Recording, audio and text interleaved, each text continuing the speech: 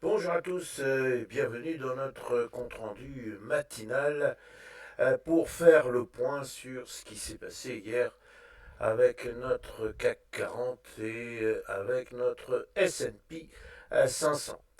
Alors l'heure est manifestement à la pause et c'est ce que l'on va constater sur nos deux principaux indices. Alors débutons par le CAC 40. Depuis plusieurs jours, nous indiquons qu'il y a un support à 7800 points qui est travaillé, c'est le moins que l'on puisse dire.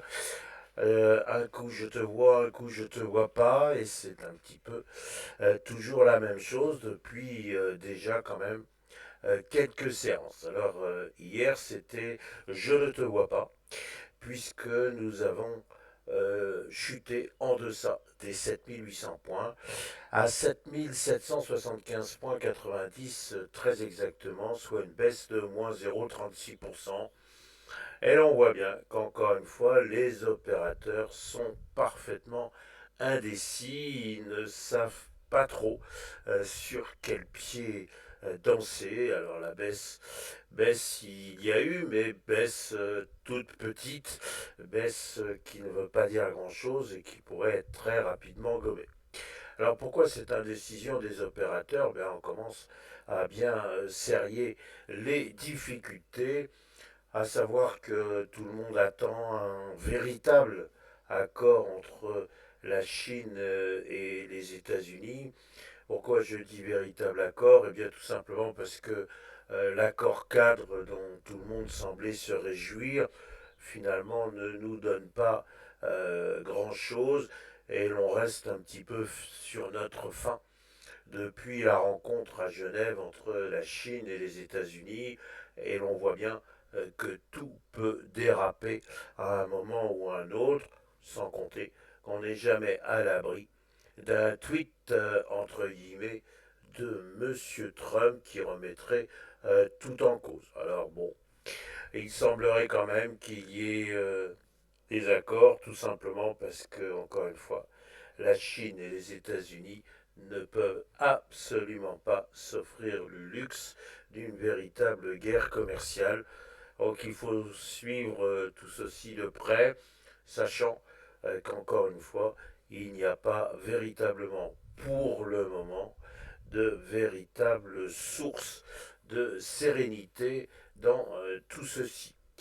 Alors à cela s'ajoute effectivement le fait que eh bien, l'inflation aux États-Unis, inflation tant redoutée, inflation tant attendue, cette inflation, elle est à peu près conforme à ce que l'on attendait. Elle est un peu au-dessus des 2%, mais pour autant, il n'y a pas de catastrophe, il n'y a pas de choses qui pouvaient affoler les marchés. Et même dans un premier temps, à l'apparition de cet indicateur, le fameux CPI, les marchés américains se sont un petit peu enflammés. Enfin bon, finalement et au bout du compte, c'est aussi une baisse, on va le voir, qui a prévalu. Donc il n'y a pas non plus de grand enthousiasme par rapport à cette inflation. Pourquoi pas d'enthousiasme? Parce qu'après tout, on ne sait toujours pas si la Fed envisage réellement une baisse de ses taux d'ici la fin de l'année. Alors bien sûr, il y a une espèce de consensus pour venir dire qu'il y aura une baisse, mais ce serait plutôt à la rentrée. Donc pour l'instant, rien de nouveau de ce côté-là. Donc pas de quoi se réjouir. Et nous allons voir que le marché américain, eh bien, il a quand même beaucoup, beaucoup progressé. Et que en passant les 6000 points, il donnait à croire qu'il pouvait relativement facilement rejoindre ses plus hauts historiques à 6150 points. Finalement, ce n'est pas tout à fait certain. Et l'on voit apparaître une bougie rouge ici. Et cette bougie rouge, eh bien, elle couvre une partie de la bougie précédente. Et ça, c'est pas très bon signe, parce que ça peut peut-être vouloir dire que là, il y a les moyens pour les vendeurs de revenir et de se faire, entre guillemets, quelque peu plaisir, par exemple, en essayant de retrouver le petit support des 5700 points.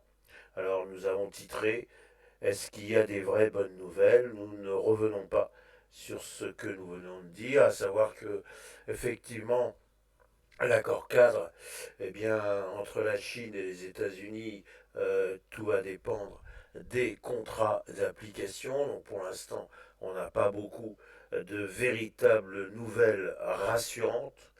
Et puis, il y a aussi un contexte géopolitique qui peut quand même peser. On voit qu'avec l'Iran, maintenant, c'est un véritable bras de fer nucléaire, pas nucléaire, nucléaire militaire, bref, là aussi il y a quand même des difficultés et l'on voit des Américains qui rentrent chez eux. Alors bon, on est habitué au fait que l'Iran menace régulièrement les États-Unis et que tout ceci, heureusement, n'aboutit pas à grand-chose, mais bon, c'est aussi un prétexte de dire, bon, franchement, rien ne va très très bien en ce moment entre Los Angeles assiégé et puis maintenant l'Iran et puis la Chine et puis Monsieur Musk et Monsieur Trump qui maintenant se déchirent. Bon, tout ça effectivement c'est quand même pas le climat de sérénité rêvé pour essayer d'aller rechercher des plus hauts historiques. Donc aujourd'hui, nous aurons les chiffres de l'inflation, et cette fois, c'est les chiffres à la production. Autant dire que ces chiffres sont beaucoup moins importants que les chiffres sur la consommation. Mais effectivement, il ne faut pas non plus qu'il y ait de ce côté-là de déception. Bref, nous sommes plutôt dans un sentiment de temporisation plutôt qu'un sentiment d'enthousiasme qui, encore une fois, permettrait de relever avec les plus hauts. Donc, en clair, on fait attention, mais sans non plus paniquer. Encore une fois, les 6000 points ont bel et bien été débordés.